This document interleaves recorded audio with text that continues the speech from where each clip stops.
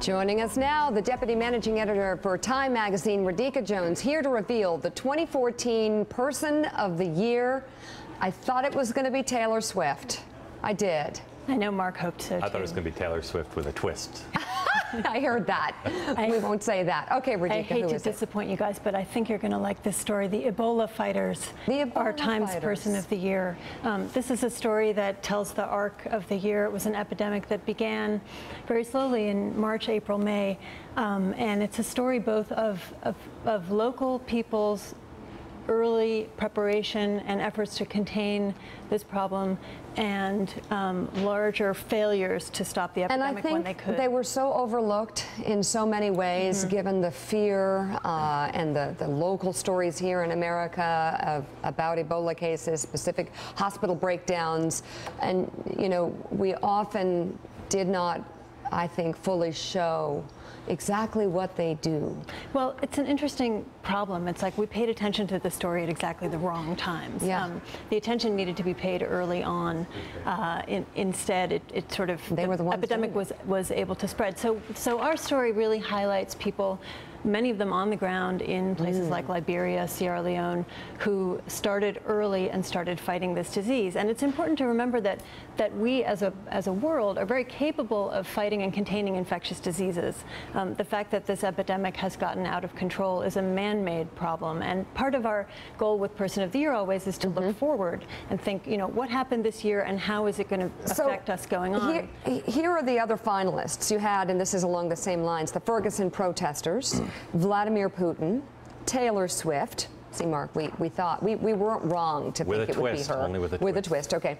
Jack Ma, he's an English teacher turned founder and CEO of Alibaba.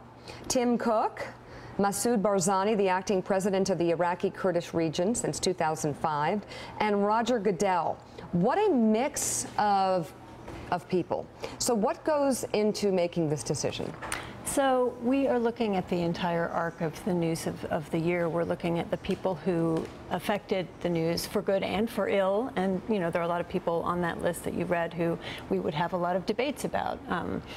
You know, someone like Putin. Putin obviously had a huge year, but I would say that a lot of people weren't very happy with what Putin did this year. So we talk a lot about the capacity of these individuals to affect the news and what they did and what the lasting ramifications of those actions are. Define we. How many people were in the room? Who makes this decision? It's a small group. It's always been an editorial choice on the part of Time. Do you make the decision? Me personally? Yes. No, if I did, it would be my mom every year. You know?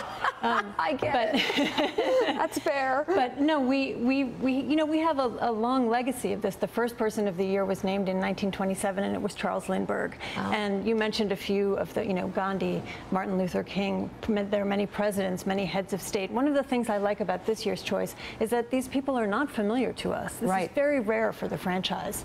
Usually it's a very familiar person. We are trying this year to bring to light the very news-making achievements of people whose names you've never heard. But it's a small group. It's Time editors. We reach out to past Persons of the Year. We reach out to notable people in various fields.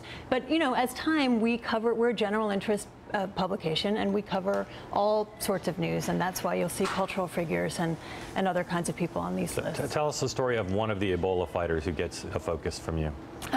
The man on our cover is a doctor named Jerry Brown. He is Liberian-born, and he early on heard reports of an Ebola-type illness spreading. He was afraid, literally, as he says in one of his interviews, he was afraid it had the potential to wipe his country off the map.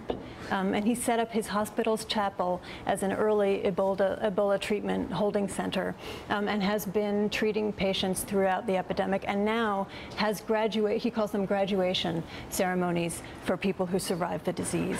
He's an incredibly That's an incredible story. Man. Wow.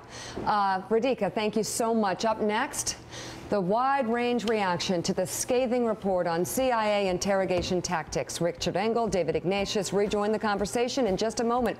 Plus, when working overtime does not pay, the Supreme Court ruling that will have a big impact on the employees of some major companies.